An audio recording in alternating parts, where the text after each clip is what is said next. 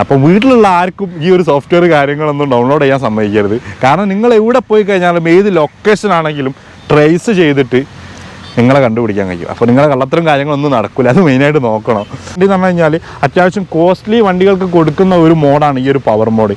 ഈ ഒരു power mode ക്ലിക്കായി കഴിഞ്ഞാൽ വണ്ടി മൊത്തത്തിൽ എൻജിൻ വരെ ഓഫായി. സാധനം കയ്യിൽ കിട്ടി നമ്മൾ ഉപയോഗിച്ച് തുടങ്ങി നോക്കുമ്പോൾ നമുക്ക് എന്താ പറയുക, ഒരു ശരിക്കും നല്ലൊരു എക്സ്പീരിയൻസ് തന്നെയാണ്.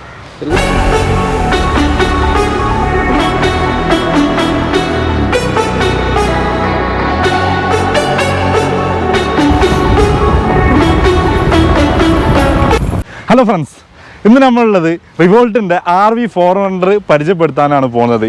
ഫുൾ റിവ്യൂ ആണ്. കോഴിക്കോട് ഫസ്റ്റ് ഡെലിവറി ഏകദേശം കേരളത്തിൽ 18 പേർക്കാണ് ഡെലിവറി ചെയ്തിട്ടുള്ളത്. അതിൽ നിന്ന് കോഴിക്കോടുള്ള ഒരാളെ ഡീറ്റെയിൽസ്, മൊത്തത്തിലുള്ള ഡീറ്റെയിൽസാണ്. ഏകദേശം RV400 2 കളേഴ്സ് വരുന്നുണ്ട്. അതിൽ ബ്ലാക്കും വരുന്നുണ്ട്, റെഡ് ബ്ലാക്ക് വരുന്നുണ്ട്. അപ്പം ഇതിൻ്റെ മൊത്തത്തിലുള്ള ഡീറ്റെയിൽസിലേക്ക്, റിവ്യൂയിലേക്ക് നമുക്ക് പോവാം. അതിൻ്റെ മുന്നേ എൻ്റെ പേര് Mukhtar. Welcome back travel king.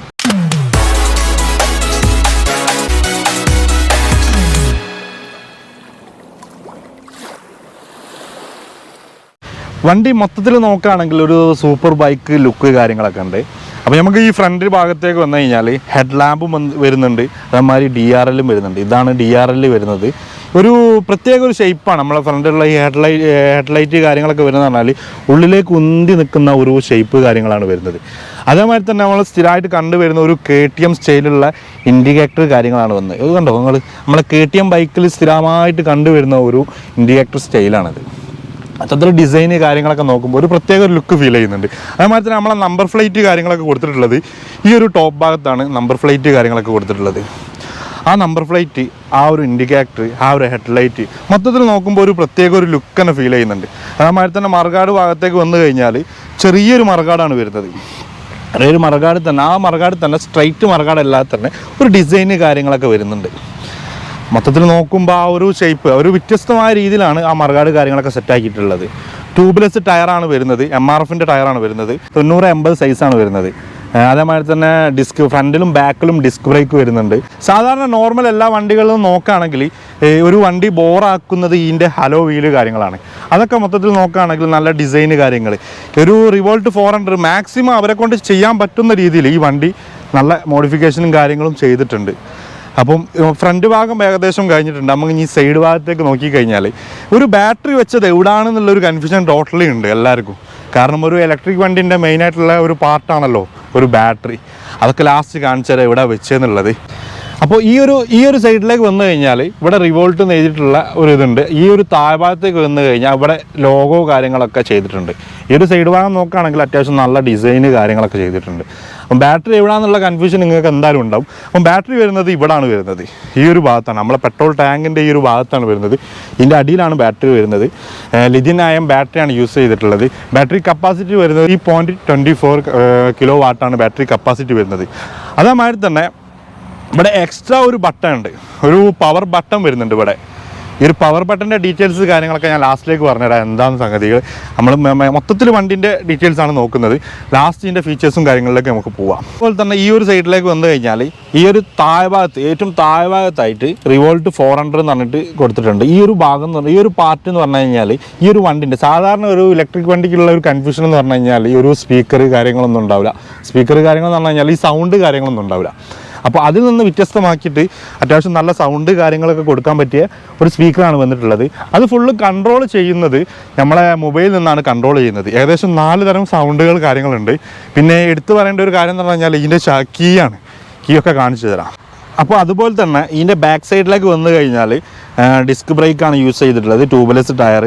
അതേമാതിരി തന്നെ ബാക്ക് MRFൻ്റെ ടയർ തന്നെ ഇതിൻ്റെ സൈസ് വരുന്നത് 120/80/17 ആണ് സൈസ് കാര്യങ്ങളൊക്കെ വരുന്നത്. മൊത്തത്തിൽ നോക്കുകയാണെങ്കിൽ ഒരു പ്രത്യേക ലുക്ക് ഫീൽ ചെയ്യുന്നുണ്ട്. ആ ലുക്ക് എടുത്ത് കാണിക്കുന്നുണ്ട്. ഒരു ലുക്ക് എന്ന് പറഞ്ഞു കഴിഞ്ഞാൽ ഈ സീറ്റിംഗ് പൊസിഷൻ ആണെങ്കിലും അത്യാവശ്യം നല്ല ലുക്ക് ഫീൽ ചെയ്യുന്നുണ്ട്. ചെറിയൊരു വണ്ടിയാണെങ്കിലും കയറി ഇരുന്ന് കഴിഞ്ഞാൽ അത്യാവശ്യം വലിപ്പം ഫീൽ ചെയ്യുന്നുണ്ട്. ഇത് കണ്ടോ, വണ്ടി ചെറിയൊരു വണ്ടിയാണ്, പക്ഷേ ഇരുന്ന് കഴിഞ്ഞാൽ ഇപ്പം ഞാൻ അത്യാവശ്യം ഹൈറ്റുള്ള ഒരാളായതുകൊണ്ട് എനിക്കതൊരു വലിയൊരു വിഷയം ഉണ്ടാവില്ല. പിന്നെ നമുക്ക് ഈ ഒരു സൈഡ് ഭാഗത്തേക്ക് വന്നു കഴിഞ്ഞാൽ മെയിനായിട്ടുള്ള ഒരു ക്വാളിറ്റി എടുത്ത് കാണിക്കേണ്ട ഒരു ക്വാളിറ്റി എന്ന് പറഞ്ഞു കഴിഞ്ഞാൽ നമ്മളെ ചെയിന് സോക്കറ്റ് ഒക്കെ ആണെങ്കിൽ സാധാരണ വണ്ടികളിൽ നിന്ന് നല്ല ചെയിൻ അടിക്കുന്ന സൗണ്ട് കാര്യങ്ങളൊക്കെ ഉണ്ടാവും. അതിൽ നിന്ന് വ്യത്യസ്തമാക്കിയിട്ട് ഹാർലി ഡേവിഡ്സണിലൊക്കെ വരുന്ന ഒരു പാർട്ടാണ് ഈ ഒരു ബെൽറ്റ് ഡ്രൈവ് ഇവിടെ കൊടുത്തിട്ടുള്ളത്. അത് എടുത്തു കാണിക്കുകയാണ്. പിന്നെ ഇന്ത്യൻ നിരത്തുകളിൽ ഏതൊരു ബൈക്കിനാണെങ്കിലും ശാരീരികാട് കാര്യങ്ങളൊക്കെ വേണം, അതിവിടെ അവർ പ്രത്യേകമായിട്ട് ചെയ്തിട്ടുണ്ട്. പിന്നെ മൊത്തത്തിൽ നോക്കുകയാണെങ്കിൽ ആ ഒരു സൈഡിനോട് പറഞ്ഞ മാതിരി തന്നെ ഒരു ഫുട് റെസ്റ്റ് കാര്യങ്ങൾ ഇപ്പം ഫ്രണ്ടിലാണ്, അപ്പോൾ കൈയിൻ്റെ മുകളിലാണ് full control, back brake, front brake, അതേമാതിരി തന്നെ മോഡുകളൊക്കെ ഈ ഒരു ഭാഗത്താണ് വരുന്നത്. അതിനെക്കൊണ്ട് തന്നെ കാല് ഫ്രീ ആയിട്ട് ഇരുന്ന് പോവാം. ഈ ഒരു സൈഡ് ഭാഗത്താണ് ഫുട് റെസ്റ്റ് കാര്യങ്ങൾ വരുന്നത്. ഇവിടെ ഒരു ഫുട് റെസ്റ്റ് വരുന്നുണ്ട്, ബാക്കിൽ ഇരിക്കുന്ന ഒരാൾക്കുള്ള ഒരു ഫുട് റെസ്റ്റ് കാര്യങ്ങൾ വരുന്നുണ്ട്. ഇത് ഏകദേശം 2 കളറിലാണ് അവതരിപ്പിച്ചിട്ടുള്ളത്, ബ്ലാക്ക്, റെഡ് വേരിയൻറ്റ് നോക്കുകയാണെങ്കിൽ ഹാഫ് റെഡ് ഹാഫ് ബ്ലാക്ക് ആ ഒരു മോഡലിലാണ് അവതരിപ്പിച്ചിട്ടുള്ളത്. ഇനി നമുക്ക് മെയിനായിട്ട് നോക്കാനുള്ളത് ഈ ഒരു സ്വിച്ച്, ഒരു ഡിസ്പ്ലേ കാര്യങ്ങൾ, അതേമാതിരി തന്നെ കീ കാര്യങ്ങളൊക്കെയാണ് നോക്കാനുള്ളത്. ഈ ബൈക്കിൻ്റെ ഫുൾ ഡീറ്റെയിൽസ് നോക്കുന്ന ഈ ഒരു കീൻ്റെ മുകളിലാണ്. കാണാൻ ചെറുതാണെങ്കിലും ഫുള്ള് ഈ വണ്ടി റിവോൾട്ടിൻ്റെ 400 ഫുള്ള് നിയന്ത്രിക്കുന്നത് ഈ ഒരു കീൻ്റെ മുകളിലാണ്. കീ എന്ന് പറഞ്ഞു കഴിഞ്ഞാൽ ഇതിപ്പോൾ ഞാൻ അൺലോക്ക് ചെയ്ത് കഴിഞ്ഞിട്ട് ഇതാ ഇവിടെ വണ്ടി ഇപ്പോൾ സ്റ്റാർട്ടായി, കണ്ടോ, വണ്ടി സ്റ്റാർട്ടായി. സൗണ്ട് കാര്യങ്ങൾ നമ്മൾ സൗണ്ട് ഇത് പൈസ കൊടുത്താൽ മതില്ലേ. ഏകദേശം 4 വിധത്തിലുള്ള സൗണ്ട് കാര്യങ്ങളാണ് വരുന്നത്. ഇപ്പോൾ ഫസ്റ്റത്തെ ഒരു സൗണ്ട് സിസ്റ്റം നമുക്ക് നോക്കാം. ഇത് ഫസ്റ്റത്തെ ഒരു സൗണ്ടാണ് വരുന്നത്. അതന്നെ ഈ ഒരു ആപ്പ് നമുക്ക് ഇത് ചേഞ്ച് ചെയ്യാം. ഇതിവിടെ ഓക്കെ കൊടുത്തു കഴിഞ്ഞാൽ നെക്സ്റ്റ് സൗണ്ടായി അടുത്ത സൗണ്ട്. ഇനി നെക്സ്റ്റ് സൗണ്ട് വരുന്നത് ഇതാ, ഇവിടെ ഓക്കെ കൊടുത്തു കഴിഞ്ഞാൽ അടുത്ത സൗണ്ട്. ഇനി നെക്സ്റ്റ് നോക്കട്ടെ. ടോട്ടൽ 4 സൗണ്ട്, 4ാമത്തെ സൗണ്ട് ആട്ടോ അത്. പക്ഷെ ഒന്നും കൂടി വോളിയം കാര്യങ്ങൾ ഉണ്ടെങ്കിൽ ഒന്നും കൂടി അടിപൊളിയാവും അല്ലേ. പിന്നെ ഇതിൽ മെയിനായിട്ടുള്ള ഒരു കാര്യം എന്ന് പറഞ്ഞു കഴിഞ്ഞാൽ നിങ്ങൾ ഈ വണ്ടി യൂസ് ചെയ്യുകയാണെങ്കിൽ ഈ വണ്ടിൻ്റെ ഈ GPS ട്രാക്ക് ഉള്ളതാണ്. അപ്പോൾ വീട്ടിലുള്ള ആർക്കും ഈ ഒരു സോഫ്റ്റ്വെയർ കാര്യങ്ങളൊന്നും ഡൗൺലോഡ് ചെയ്യാൻ സമ്മതിക്കരുത്. കാരണം നിങ്ങൾ എവിടെ പോയി കഴിഞ്ഞാലും ഏത് ലൊക്കേഷൻ ആണെങ്കിലും ട്രേസ് ചെയ്തിട്ട് നിങ്ങളെ കണ്ടുപിടിക്കാൻ കഴിയും. അപ്പോൾ നിങ്ങളെ കള്ളത്തരം കാര്യങ്ങളൊന്നും നടക്കില്ല, അത് മെയിനായിട്ട് നോക്കണം. അപ്പോൾ ഇതിൽ ഏകദേശം 4 സൗണ്ട് സിസ്റ്റങ്ങൾ വരുന്നുണ്ട്. ഈ ഒരു ഭാഗത്തേക്ക് വന്നു കഴിഞ്ഞാൽ സ്വിച്ച് കാര്യങ്ങളൊക്കെ ജസ്റ്റ് പവർ ഓൺ ആക്കി കഴിഞ്ഞാലുള്ളൂ വണ്ടി ഈ ഒരു റിമോട്ടിൻ്റെ മുകളിൽ ഓൺ ആവുക. പവർ ഓഫാക്കി കഴിഞ്ഞാൽ ഓൺ ആവില്ല. അത് സാധാരണ നമ്മളെ എൻജിൻ ഓൺ ആക്കുന്ന മാതിരി തന്നെ. അപ്പം ഇവിടെ മോഡ് വരുന്നത് പറഞ്ഞാൽ 1, 2, 3 ഏകദേശം എക്കോ മോഡും സ്പോർട്സ് മോഡും. എക്കോ മോഡിൽ ഏകദേശം 150 കിലോമീറ്ററും സ്പോർട്സ് മോഡിൽ ഏകദേശം കമ്പനി പറയുന്ന 60 കിലോമീറ്ററാണ് പറയുന്നത്. സ്ക്രീനിൽ കാണിക്കുന്നത് മോഡ് 1ൽ ഏകദേശം 135 കിലോമീറ്റർ. കാരണം 97% ആണ് ഇവിടെ കാണിക്കുന്നത്. ഈ 97%ൽ ഏകദേശം 135 കിലോമീറ്ററും മോഡ് 2ൽ ഏകദേശം 87% കിലോമീറ്ററാണ് കിട്ടുക. മോഡ് 3ൽ ഏകദേശം 67 കിലോമീറ്റർ. അങ്ങനെ 3 ഓപ്ഷൻസുകളാണ് ഇവിടെ വരുന്നത്. ഇതിപ്പോൾ ഞാൻ ഇപ്പോൾ മുമ്പ് കാണിച്ചിട്ടുള്ള ഒരു സൗണ്ട് സിസ്റ്റം കാണിച്ചിട്ടുണ്ട്. ആ ഒരു സൗണ്ട് സിസ്റ്റം നിങ്ങൾക്ക് ഓഫ് ആക്കാനും ഓൺ ആക്കാനുള്ള ഒരു മോഡ്സാണ് ഇവിടെ വരുന്നത്. ഈ ഒരു ഭാഗത്തേക്ക് വന്നു കഴിഞ്ഞാൽ ഹെഡ്ലൈറ്റ്, ഡ്രിമ്മ്, ബ്രൈറ്റ്, അതേമാതിരി ഇൻഡിക്കേറ്റർ, ഫോണ്, വേറെ പ്രത്യേകിച്ച് കാര്യങ്ങളൊന്നുമില്ല. പിന്നെ ഉള്ളതൊക്കെ എല്ലാ ഡീറ്റെയിൽസ് കാര്യങ്ങൾ ഈ ഒരു ചെറിയൊരു സ്ക്രീനിലാണ് വരുന്നത്.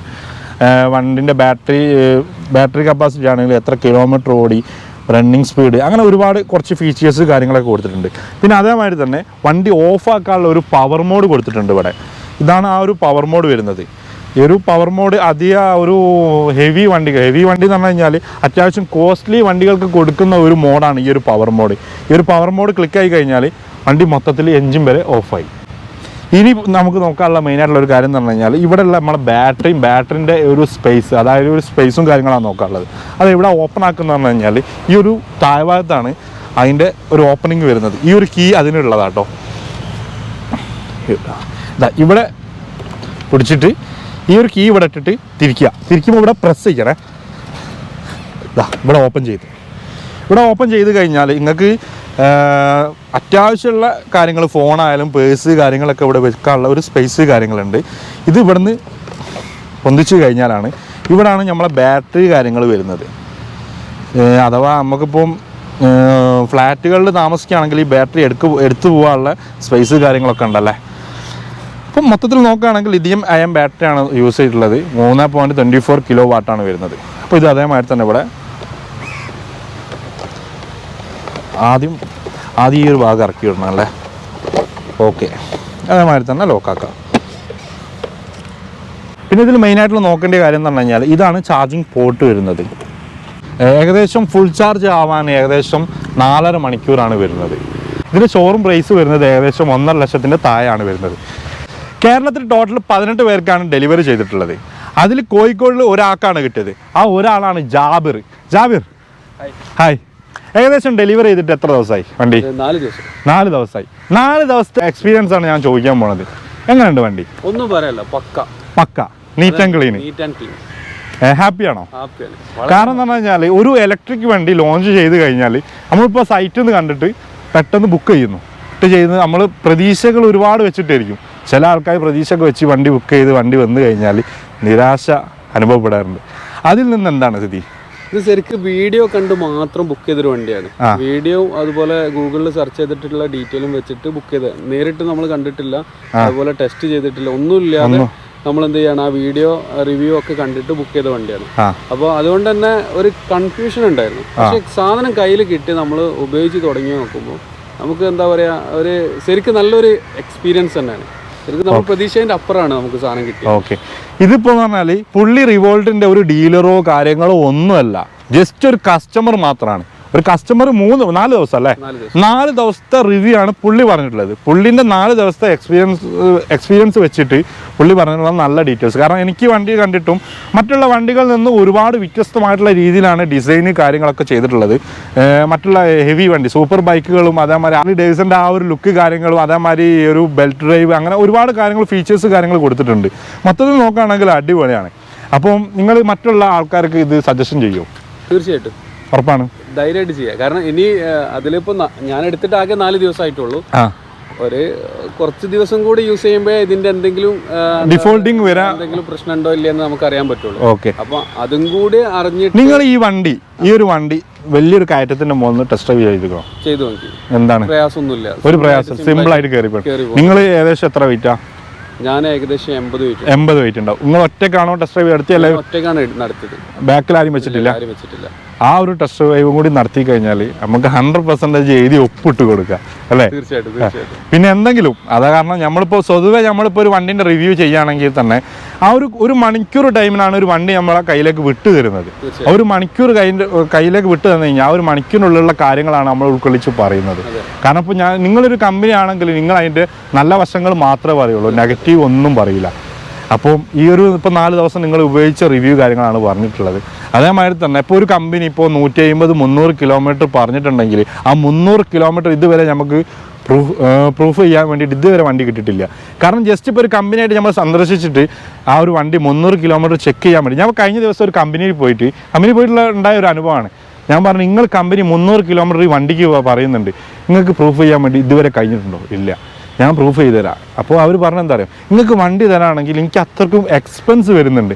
കാരണം നിങ്ങളെ ബാക്കിൽ ഒരു ട്രക്ക് വിടണം, വണ്ടിക്ക് എന്തെങ്കിലും കുഴപ്പങ്ങൾ വരാണ്.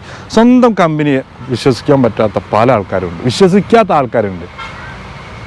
അപ്പോൾ അല്ല, ഞാൻ പറഞ്ഞു വന്നത് വേറെ ഒന്നുമല്ല.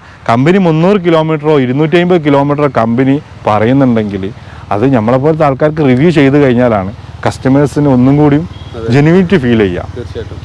അപ്പോൾ എന്തായാലും നമ്മൾ ഇതിൻ്റെ ടെസ്റ്റ് ഡ്രൈവിലേക്ക് പോവാണ്. തീർച്ചയായിട്ടും. ഓക്കെ, അപ്പോൾ ഇതിൽ 18 പേരാണ് നമ്മളെ ഈ കേരളത്തിൽ ഇപ്പോൾ ബുക്ക് ചെയ്ത് ഡെലിവറി കിട്ടിയിട്ടില്ല. 18 പേരാണ് ടോട്ടൽ കിട്ടിയത്. ഈ 18 പേരെ ഒരു ഗ്രൂപ്പ് ഓൾറെഡി ഞങ്ങൾക്ക് വാട്സപ്പ് ഗ്രൂപ്പ് ഉണ്ട്. ഓക്കെ, അപ്പോൾ ഈ 18 പേരും പിന്നെ +1 തിരുവനന്തപുരത്ത് ആദ്യം കിട്ടിയ ഒരാളുണ്ട്, ആദ്യം വന്നിട്ടുള്ള അയാളും എന്ത് ചെയ്തിട്ടുണ്ട്, ആളാണ് ഞങ്ങളെ മൊത്തം കോർഡിനേറ്ററിന് കാര്യങ്ങളൊക്കെ സംസാരിക്കുന്നതൊക്കെ. അപ്പോൾ ആളും ഇതിൽ ഓൾറെഡി ഗ്രൂപ്പിലുണ്ട്. അങ്ങനെ 19 പേരാണ് ഈ ഗ്രൂപ്പിലുള്ളത്. അപ്പോൾ നിലവിൽ വെച്ചിട്ട് ഈ 18 പേരും ഇതിൽ വേറെ പ്രയാസങ്ങളൊന്നും, അതായത് എല്ലാവർക്കും കിട്ടിയതിൽ ഞാൻ പറയുന്ന പോലെ തന്നെ ചെറിയ ചെറിയ പ്രയാസങ്ങളൊക്കെ 1-2 ആൾക്കാർ പറഞ്ഞു എന്നല്ലാതെ അതിനപ്പുറത്തേക്ക് ആർക്കും ഒരു ബുദ്ധിമുട്ട് ഇതുവരെ ഫീൽ ചെയ്തിട്ടില്ല.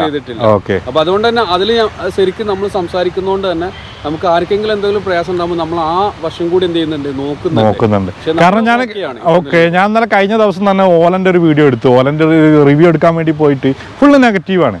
ഉള്ള നെഗറ്റീവ് എന്ന് പറഞ്ഞാൽ വണ്ടി കയറ്റത്തിൻ്റെ മുകളിൽ വണ്ടി സ്റ്റക്കായിട്ട് കസ്റ്റമർ കെയറിനായിട്ട് കോൺടാക്ട് ചെയ്യാൻ വരെ തെളിവ് സഹിതം നമ്മളതിൽ കാണിച്ചിട്ടുള്ളത് ഒരു നെഗറ്റീവ്. കാരണം റിവ്യൂ എന്ന് പറയുമ്പോൾ നമ്മളെ റിവ്യൂ കണ്ടിട്ടാണ്, ജെനുവിനിറ്റി കണ്ടിട്ടാണ് ആൾക്കാർ ബുക്ക് ചെയ്യുക.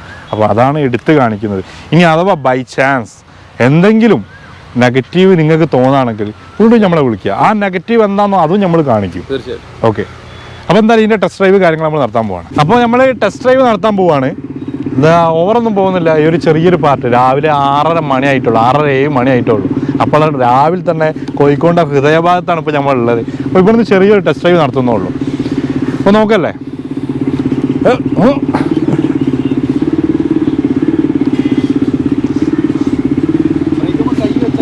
ആ ഓക്കെ.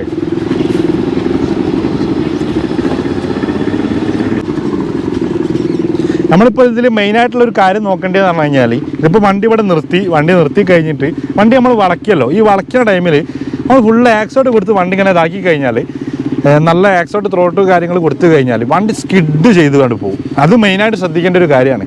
കാരണം വണ്ടി നമ്മളിപ്പം മുമ്പ് കൊമാക്കിൻ്റെ ഒരു ക്രൂയിസ് മോഡൽ ഞാൻ ഓടിച്ചിട്ടുണ്ട്. അതിന് റിവ്യൂ കാര്യങ്ങൾ പറഞ്ഞിട്ടുണ്ട്. അതിൽ കുറച്ച് നെഗറ്റീവും കാര്യങ്ങളും പറഞ്ഞിട്ടുണ്ട്. അതിൽ നിന്നൊക്കെ വ്യത്യസ്തമാക്കിയിട്ട് മൊത്തത്തിൽ ഈ വണ്ടി മാക്സിമം അവരെ കൊണ്ട് കഴിയുന്ന വിധത്തിലുള്ള എല്ലാ കാര്യങ്ങളും ഈ ഒരു വണ്ടിയിൽ ഫീച്ചേഴ്സിലാണെങ്കിലും മൊത്തത്തിൽ നോക്കുകയാണെങ്കിൽ എല്ലാ കാര്യങ്ങളും അവർ ചെയ്തിട്ടുണ്ട്. വണ്ടി ഓടിക്കാനും സുഖമുണ്ട്. പിന്നെ പറഞ്ഞാൽ പുള്ളി ഇപ്പം നമ്മളെ കൂടെ വന്നിട്ടുള്ള ജാബിർ ബ്രോ, പുള്ളി ഇത് കഴിഞ്ഞിട്ട് വരാണ്, ഡ്യൂട്ടി കാര്യങ്ങളൊക്കെ കഴിഞ്ഞിട്ട് വരാണ്. അപ്പോൾ ഇപ്പോൾ നമ്മൾ എന്തായാലും ഒരു ടെസ്റ്റ് ഡ്രൈവും കൂടി പുള്ളിനെ വിളിച്ചിട്ട് നമ്മൾ ചെയ്യുന്നതാണ്, ഒരു നല്ലൊരു കാര്യം തന്നെ കേട്ടിട്ട്. അപ്പോൾ എന്തായാലും നെക്സ്റ്റ് ഒരു ടെസ്റ്റ് ഡ്രൈവും കൂടി ഈ ഒരു വണ്ടിയിൽ നിന്ന് നിങ്ങൾ പ്രതീക്ഷിക്കാം. അപ്പോൾ ഞാൻ തൽക്കാലം ഇവിടെ വൈൻഡപ്പ് ചെയ്യാണ്.